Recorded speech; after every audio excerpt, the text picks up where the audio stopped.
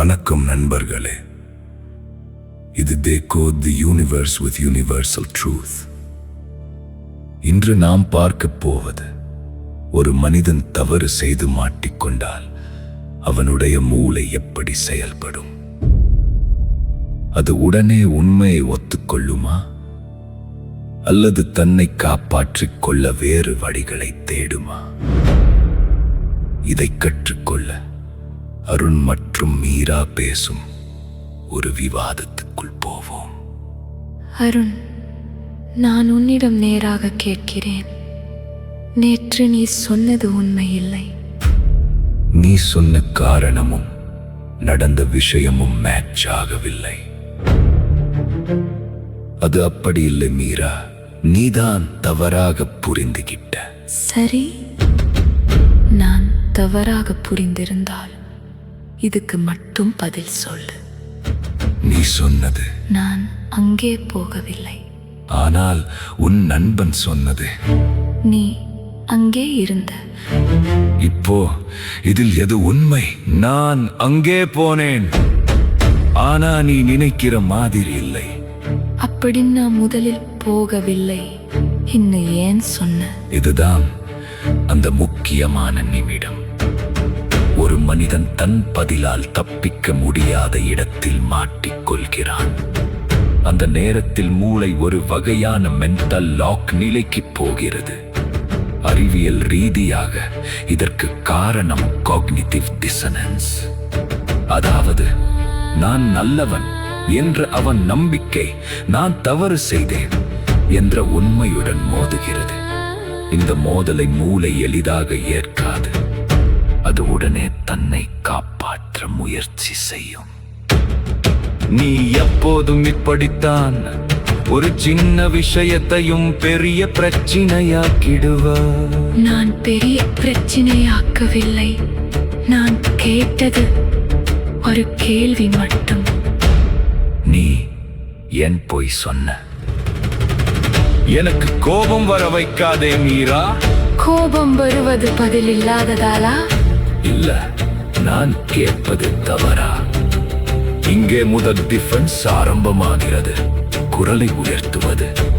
மூளை பதில் தர முடியாத போது அது ரீசனிங் ஐ விட ரியாக்ஷன் ஐ பயன்படுத்தும். இதில் முக்கியமான பகுதி ஏமிக்டலா. ஏமிக்டலா என்றது பயம், கோபம், பாதுகாப்பு உணர்வு போன்றவற்றுடன் தொடர்புடைய மூளை பகுதி. ஒரு நபர் நான் அட்டாக் செய்யப்படுகிறேன் என்று உணர்ந்தால் மூளை உடனே ஃபைட் ஆர் ஃப்ளைட் மோட்க்கு செல்கிறது. அதாவது ஓடிப்போவதா அல்லது சண்டையிடுவதா.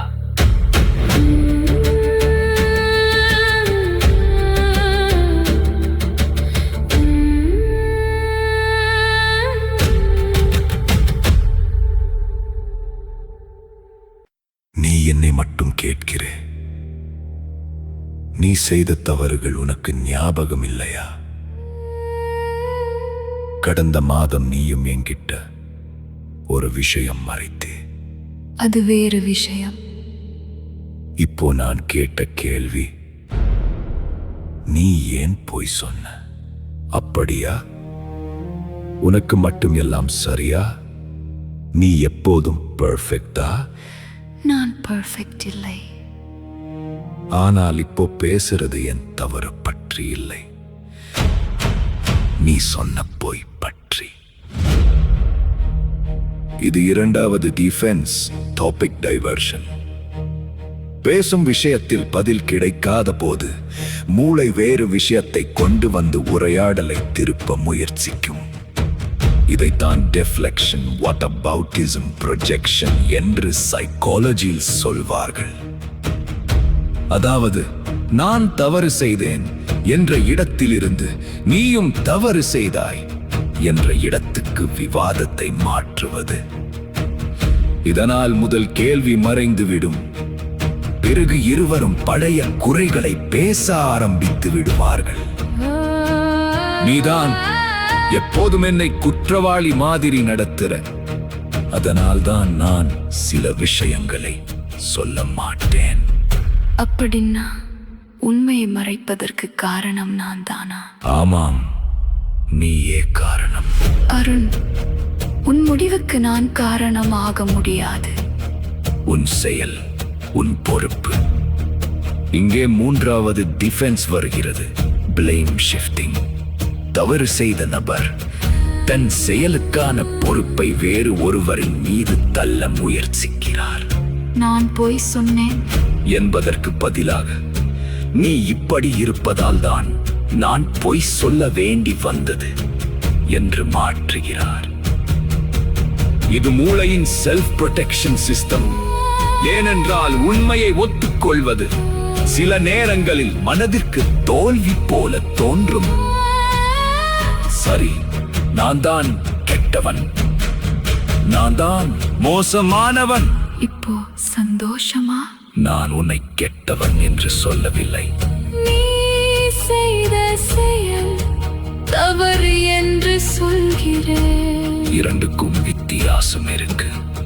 நீ வார்த்தையால் என்னை அடிச்சுட்டே இருக்கிற. நான் அடிக்கவில்லை. நான் கேள்வி கேட்கிறேன். ஆனால் உன் மூளை இதை அட்டாக் மாதிரி எடுத்துக் கொள்கிறது. சில நேரங்களில் மனிதன் உண்மையை கேட்கும் போது அதை அவன் மனம் இன்சல்ட் மாதிரி எடுத்துக் கொள்கிறது. அப்போது அவன் கேள்விக்கு பதில் சொல்ல மாட்டான். அவன் தன்னை காப்பாற்ற ஆரம்பிப்பான். குரல் உயரும், பழைய குறைகள் வரும், டாபிக் மாறும், பிளேம் ஷிஃப்ட் ஆகும், இன்சல்ட் வரும், இறுதியில் சண்டையாக மாறும்.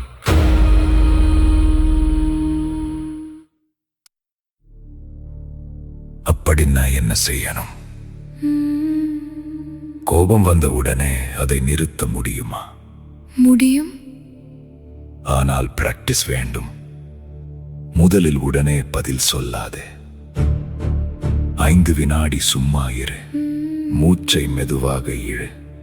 பிறகு உன்னிடம் நீயே கேள், நான் உண்மையை தேடுகிறேனா அல்லது என் ஈகோவை காப்பாற்றுகிறேனா? அது ஈஸி இல்லை.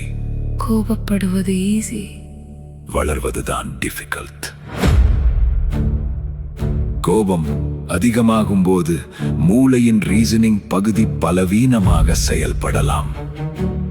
அந்த reasoning, self control, decision making எல்லாவற்றுக்கும் முக்கியமான பகுதி ப்ரீஃப்ரண்டல் கோர்டெக்ஸ். நாம் அமைதியாக மூச்சை கட்டுப்படுத்தும் போது இந்த பகுதி மீண்டும் செயல்பட ஆரம்பிக்கும். அதனால் கோபத்தில் உடனே பேசாமல் சில நொடிகள் அமைதியாக இருப்பது மிகவும் முக்கியம். சரி, நான் உண்மையாக சொல்றேன். நான் பொய் சொன்னது நீ கோபப்படுவாய் என்று நினைத்தேன். அப்படின்னா பிரச்சனை நான் கோபப்படுவேன் என்ற பயமா, இல்ல உண்மையை சொல்ல தயக்கம் தானா? இரண்டும் இருக்கலாம். அதுதான் உண்மை. இப்போதான் உரையாடல் ஆரம்பிக்கிறது. கோபம் மனதையே மட்டும் பாதிக்காது, உடலையும் பாதிக்கும். கோபம் வரும்போது இதய துடிப்பு அதிகரிக்கலாம், இரத்த அழுத்தம் தற்காலிகமாக உயரலாம், ஸ்ட்ரெஸ் ஹார்மோன்ஸ் அதிகரிக்கலாம். இது அடிக்கடி நடந்தால் உடல் அந்த ஸ்ட்ரெஸ் பேட்டர்னை பழக்கமாக எடுத்துக் கொள்ளலாம். அதனால் நான் இப்படித்தான் என்று சொல்லி கோபத்தை நியாயப்படுத்தாதீர்கள். இது என் உடலுக்கும் என் உறவுகளுக்கும் நல்லதா என்று கேளுங்கள். மீரா, நான் பொய் சொன்னது தவறு. அதை மறைக்க நான் கோபப்பட்டேன். பழைய விஷயங்களை எடுத்தேன், உன்னை குறை சொன்னேன், அது சரியில்லை. இதுதான் உண்மையான ஸ்ட்ரெங்த். தவறு செய்தது பெரிய பிரச்சனை இல்லை. தவறை ஒத்துக்கொள்ள முடியாத மூளைதான் பெரிய பிரச்சனை. இனிமேல் கோபம் வந்து உடனே பேசாமல் சில நொடிகள் அமைதியாக இருப்பேன். அமைதி என்பது தோல்வி இல்லை, அது கண்ட்ரோல். மன்னிப்பு என்பது பலவீனம் இல்லை, அது மெச்சூரிட்டி. உண்மையை ஒத்துக்கொள்வது அவமானம் இல்லை, அது வளர்ச்சி. நண்பர்களே, மனிதன் பல பிரச்சனைகளில் சிக்குவது அவனுக்கு பதில் தெரியாததான் மட்டும் இல்லை, அவன் மனம் உண்மையை ஏற்க தயாராக இல்லாததால். மூளை நம்மை காப்பாற்ற முயலும், ஆனால் சில நேரங்களில் அது நம்மை தவறான பாதைக்கு அழைத்துச் செல்லும். குரல் உயர்த்துவது வெற்றி அல்ல, பழைய குறைகளை எடுப்பது அறிவு அல்ல. எதிராளியை எளிவாக பேசுவது பலமல்ல, கலப்பு தீர்வு அல்ல. உண்மையை பார்க்கும் தைரியம், தவறை மத்துக்கொள்ளும் மனம், கோபத்தை நிறுத்தும் செல்ஃப் கண்ட்ரோல், இதுதான் உண்மையான மனித வளர்ச்சி. ஒரு விவாதத்தில் நீங்கள் மாட்டிக்கொண்டால் உடனே சண்டை போடாதீர்கள். ஒரு நிமிடம், ஒரு நிமிடம் நின்று கேளுங்கள். நான் உண்மையை தேடுகிறேனா அல்லது என் ஈகோவை காப்பாற்றுகிறேனா? இந்த ஒரு கேள்வி பல சண்டைகளை நிறுத்தும், பல உறவுகளை காப்பாற்றும், பல மனிதர்களை மாற்றும். இது போன்ற மனித மூளை வாழ்க்கை உண்மை, யுனிவர்சல் ட்ரூத் தொடர்பான ஆழமான கருத்துக்களை தெரிந்து கொள்ள நமது சேனலை சப்ஸ்கிரைப் செய்யுங்கள். இந்த வீடியோ உங்களுக்கு பயனுள்ளதாக இருந்தால் லைக் செய்யுங்கள். நன்றி. இது உங்கள் Decode the Universe with Universal Truth.